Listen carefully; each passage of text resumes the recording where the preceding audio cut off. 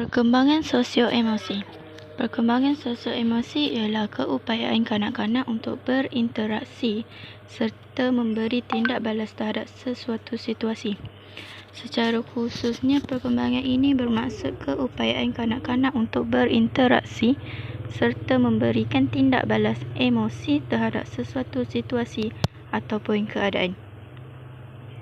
Perkembangan sosio-emosi ini membolehkan kanak-kanak mengurus dan memahami emosi sendiri, membina kemahiran sosial dan membina keyakinan untuk menghadapi cabaran dalam kehidupan seharian. Apabila kanak-kanak memperoleh kebolehan mengurus emosi, keupayaan ini dapat membantu kanak-kanak membina keyakinan diri, semangat berdikari dan sikap positif. Perkataan sosio-emosi ini terdiri daripada dua perkataan, iaitu sosial dan emosi. Menurut Kamus Dewan 2005, sosial bermaksud segala yang berkaitan dengan masyarakat dan kemasyarakatan. Perkembangan sosial ialah proses apabila kanak-kanak belajar berhubung atau berinteraksi dengan orang lain mengikut cara yang dapat diterima oleh masyarakat dan budaya. Perkembangan sosial akan menjadikan kanak-kanak lebih mudah bergaul dengan rakan-rakan dan orang sekelilingnya. Pendek kata, pendedahan terhadap perkembangan sosial kanak-kanak pada peringkat awal akan dapat menyumbang kepada faktor keyakinan diri yang tinggi. Teori perkembangan sosial emosi by Erik Erikson. Teori ini menekankan kepentingan hubungan sosial antara kanak-kanak dan individu yang berada di persekitaran mereka. Teori ini juga mencadangkan bahawa individu perlu berhadapan dengan kriteria perkembangan dalam setiap peringkat. Setiap peringkat perkembangan mempunyai matlamat untuk dicapai. Teori Erik Erikson adalah berdasarkan 5 prinsip utama, iaitu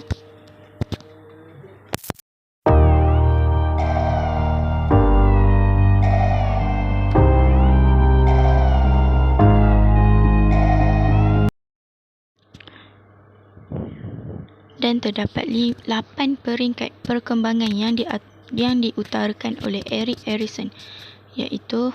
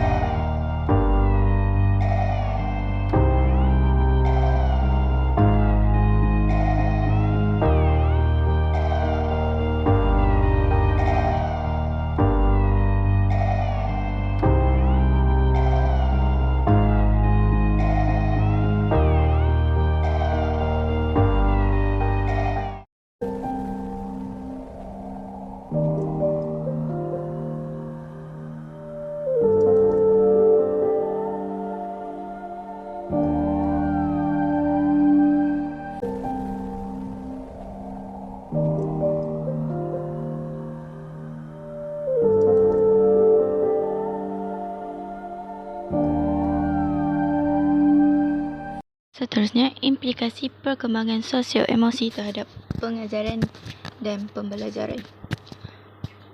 Pertama, guru berikan penghargaan kepada murid. Kedua, rancangan aktiviti pembelajaran yang bersesuai dengan tahap kebolehan murid. Ketiga, wujudkan suasana bilik darjah yang kondusif. Keempat, elakkan perbandingan antara murid. Kelima, bantu murid untuk menetapkan matlamat pembelajaran. Yang keenam, benarkan murid untuk melakukan kesilapan. Dan yang terakhir, guru mesti bersikap adil.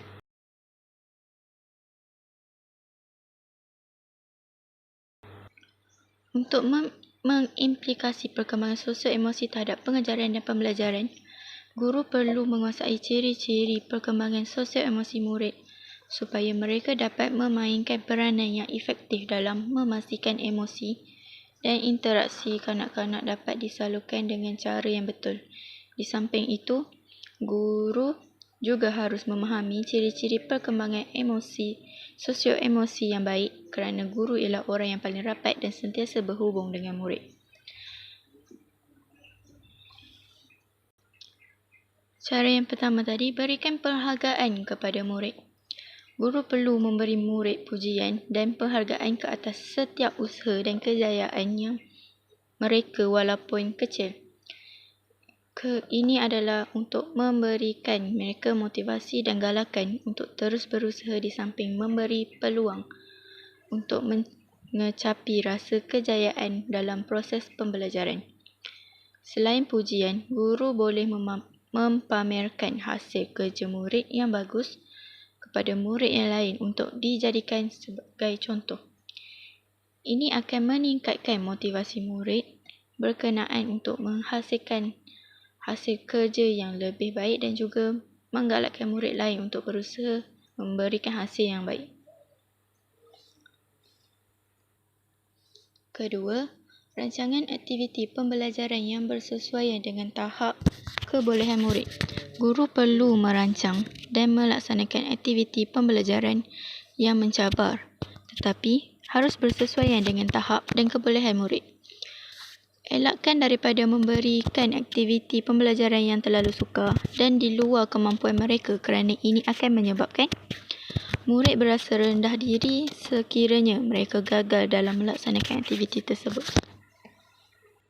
Selain itu, wujudkan suasana bilik darjah yang kondusif.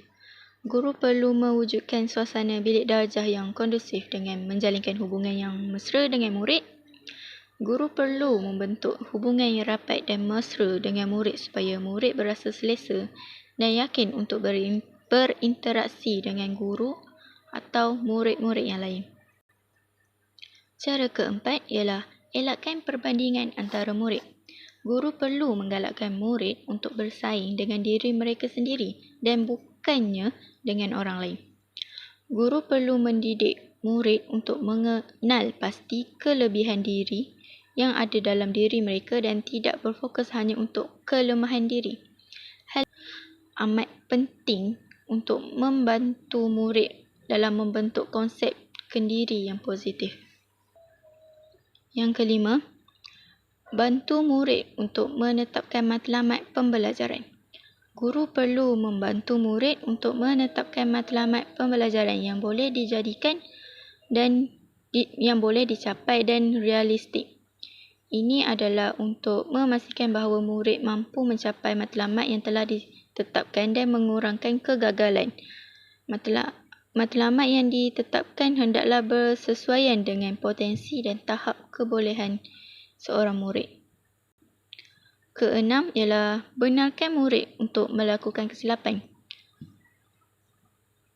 Guru hendaklah bersikap terbuka apabila murid melakukan kesilapan.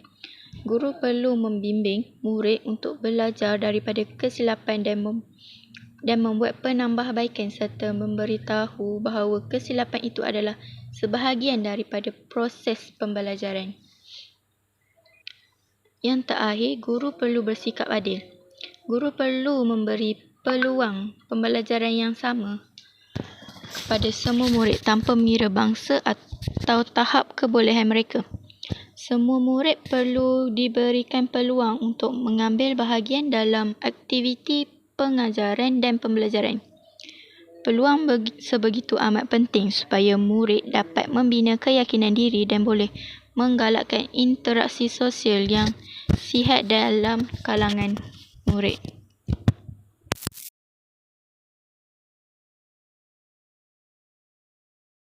4.4.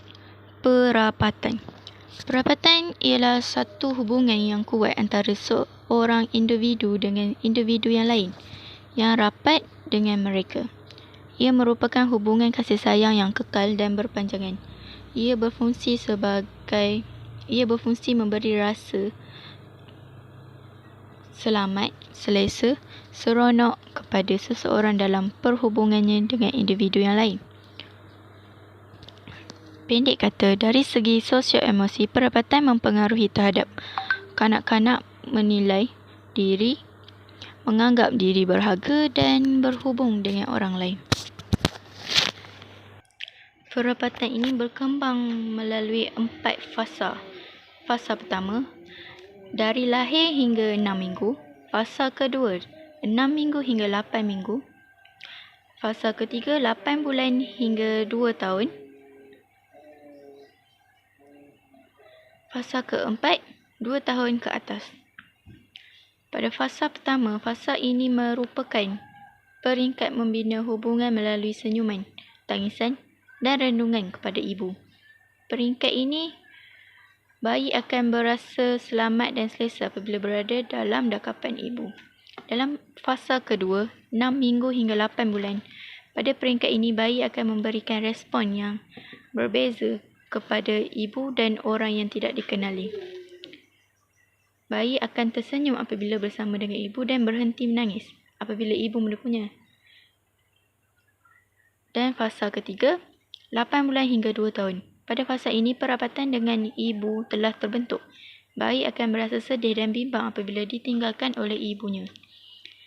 Bayi ingin sentiasa berada bersama ibunya dan mengekori dan berpaut pada ibunya. Fasa keempat, 2 tahun ke atas. Fasa ini, kanak-kanak telah mula menguasai bahasa dan mereka mula memahami faktor dan menyebabkan mereka perlu ditinggalkan sementara oleh ibu. Hal ini menyebabkan wujud perasaan bimbang kerana ditinggalkan berkurangan. Kanak-kanak juga telah pandai untuk membuat permintaan dan bertolak ansur dengan ibu bapa mereka. Contohnya, ibu bermain Lego dengan mereka dahulu sebelum ibu keluar bekerja.